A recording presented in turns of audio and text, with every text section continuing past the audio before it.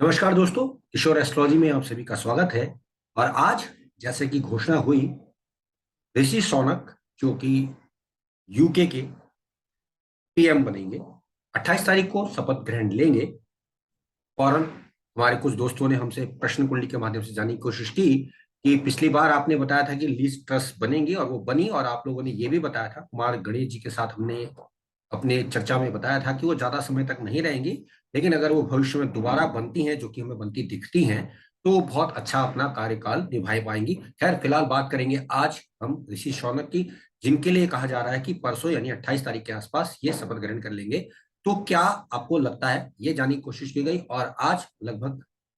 9:39 के आसपास हमें जो है जयपुर से फोन पर पूछा गया है, प्रश्न कुंडली हमसे लगाई गई है कि क्या ऋषि शौनक आपको ज्यादा समय तक कामयाब होते दिखते हैं, तो क्या होगा। तो आइए देखते हैं दोस्तों, प्रश्न कुंडली एनालिसिस के माध्यम से जो बातें हमने पता लगाने की कोशिश की है, उसके अकॉर्डिंग जब हमने देखा, तो उस समय जब ये प्रश्न हमसे किया गया दोस्तों, तो मिथुन लगन बना है, और मिथुन लगन में ही मंगल आकर बैठ गए हैं, जो कि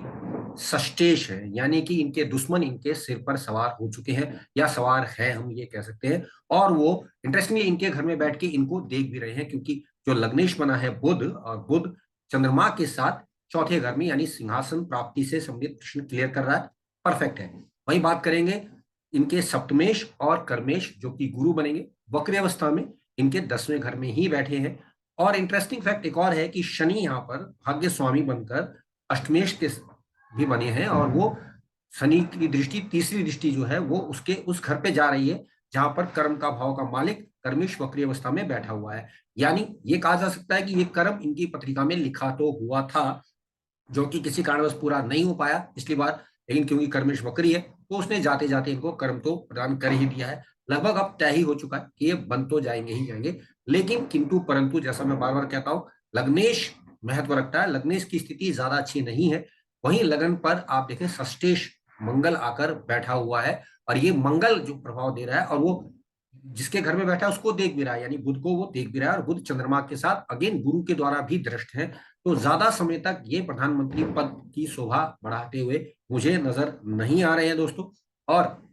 जैसे ही शनि राशि परिवर्तन करेंगे, जो कि फरवरी के ऑनवर्ड होगा, या 16 जनवरी के आसपास होगा, वहां से इनकी दिक्कतें बढ़ेंगी। और क्योंकि हम मान रहे हैं सिक्स्थ लॉर्ड जब लगन में आता है, तो भीतर घात का खतरा, यानी जो इनके अपनी ही पार्टी के जो लोग हैं, वो इनके खिलाफ कोई ना कोई इस तरह का एक रेफरेंडम ले आएंगे, जिसकी वजह से इनकी कुर्सी खतरे में पड़ जाएगी। यहाँ एक बात और बता दूं मैं आपको कि दोस्तों, इनके अगर हम शनि के पॉइंट से देखें, जो भाग्य स्वामी है वो वक्री अवस्था में चल रहे थे, और जन्मकालीन स्थिति में इनका शनि वक्री ही है। और अब वो मार्गी हुआ, तो उसने जाते जाते एक काम इनको भले ही दे दिया, लेकिन शनि की दृष्टि का गुरु कर्मेश पर वक्री अवस्था के होने पर दृष्टि होना, कामों में व्यवधान आते रहेंगे। हालांकि इस गुरु की दृष्टि दूसरे भाव पे भी है, यानी ये कुछ ऐसी बातें तो कर जाएंगे जो शायद लिस्ट ट्रस्ट नहीं कर पाई देश की आर्थिक व्यवस्था से संबंधित। लेकिन बावजूद इसके, क्योंकि शनि की दृष्टि जब भी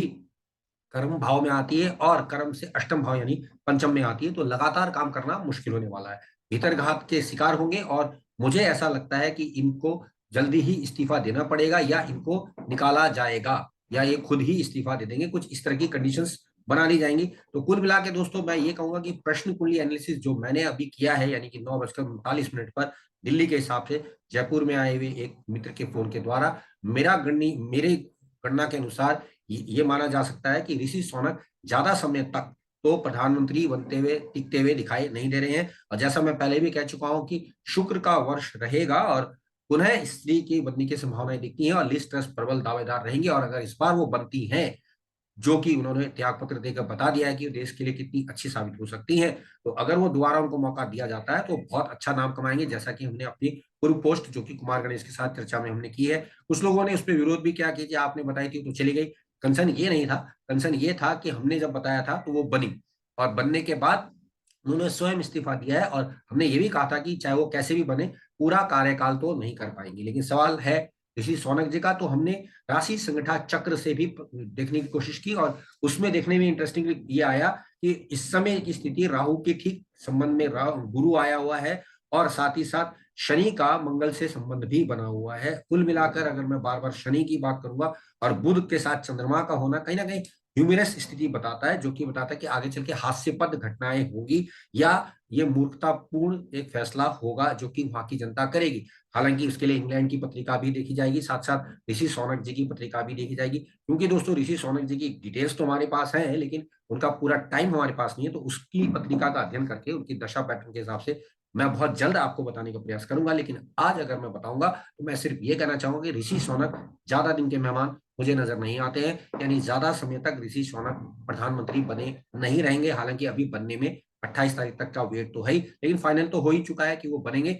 और लगे हाथों एक और बात बता दूं, ये जो दो खासतौर से आप देख रहे हैं ग्रहण आ रहे हैं, ये भी कहीं ना कहीं सत्ता परिवर्तन कराने के प्रयास में तो लगे रहे हैं। देखते हैं आगे क्या होगा। तो आप सबने मुझे सुना, आप सबका धन्यवाद। नमस्कार।